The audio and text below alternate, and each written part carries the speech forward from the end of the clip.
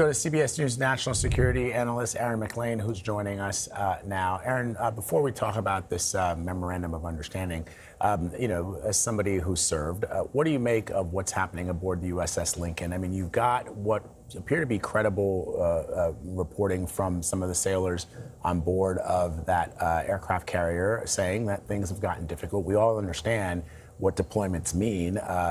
Even people who have not served, they understand that deployments can be difficult and they're tough. And that's what we train our men and women to be able to handle. But what do you make of what they're saying versus what the administration is saying?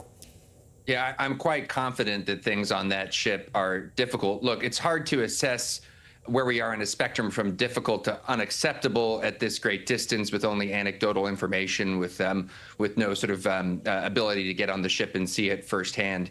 That said, 200 days at sea without a port call, much of that time engaged in combat operations, that's going to take a toll on any crew.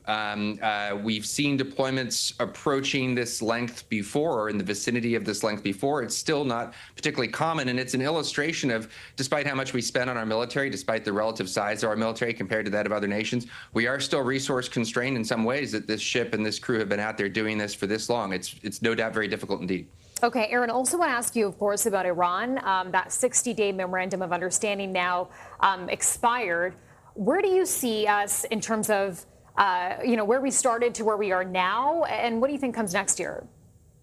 What's striking is how little has changed over the course of that 60 days. There certainly have been no nuclear talks. There certainly is no nuclear agreement. That was what was supposed to be accomplished in that 60 days. The Strait of Hormuz issue was supposed to be settled by the MOU itself. Of course, it failed to do that. We went back to shooting at each other in the Strait of Hormuz within days of it being signed. And that's where we are right now. There is a daily, really, it's more accurate to say nightly battle for control of the Strait of Hormuz, with Central Command guiding ships through. It's unclear how many. It's unclear how much oil is actually getting out. Secretary of Energy said last week that it was as much as 9 million barrels a day. That met with widespread skepticism, but that's going on day after day as we're enforcing our own blockade. And it's really a question of who can impose more economic pain on the other side and on what timeline. And by the way, I would have said something quite similar 60 days ago.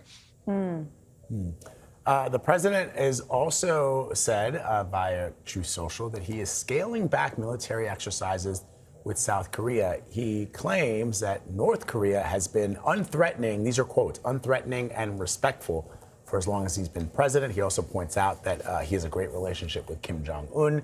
But South Korea is a major ally. North Korea has threatened South Korea with its nuclear weapons, which, by the way, they've continued to build and expand on. He keeps talking about how Iran can never have a nuclear weapon. Meanwhile, North Korea does have some type of nuclear capability. They've threatened to use that against their neighbors in the south. They've also provided arms and material to the Russians and to the Iranians. So what does this mean? And is this all about the fact that South Korea says, you know what, this war of choice that you've undertaken with Iran is not our fight. Sorry, we can't help you there. Yeah, this is a really complicated one. So South Korea is an extremely important ally to the United States. North Korea is an important partner of Russia in its war on Ukraine, amongst other adventures. And the president did cite South Korean reluctance to help in the Strait of Hormuz as at least implicitly a reason for drawing back or scaling back participation in these exercises. All that said, there's a lot going on here. You have the president's ongoing affection and desire to curry favor with Kim Jong-il, the leader of North Korea. But in South Korea itself, you actually have a government that is quite dovish towards North Korea. This is a left-wing government that took over about a year ago. And there have been real tensions between the United States and this South Korean government building over the course of the last year. At one point, South Korean government authorities last summer raided a U.S. military command post as part of their investigation into the previous South Korean government. There have been disputes over disclosures of classified information. There's been a lot of stuff, a lot of ill will bubbling under the surface here. So we don't know exactly what led to this presidential tweet. It on the surface is about the Strait of Hormuz, but there's real tension between South Korea and the United States right now. It's unclear where that's going to develop, but it's important because we rely on them for all kinds of stuff, including shipbuilding, by the way, relevant to our discussion on the Lincoln. Aaron, also want to ask you about the president's son-in-law, because he's in the Middle East right now, talking about the Gaza peace plan. So we know he met with Hamas. He's also going to meet with Israeli Prime Minister today. Is there a possible resolution on the table here?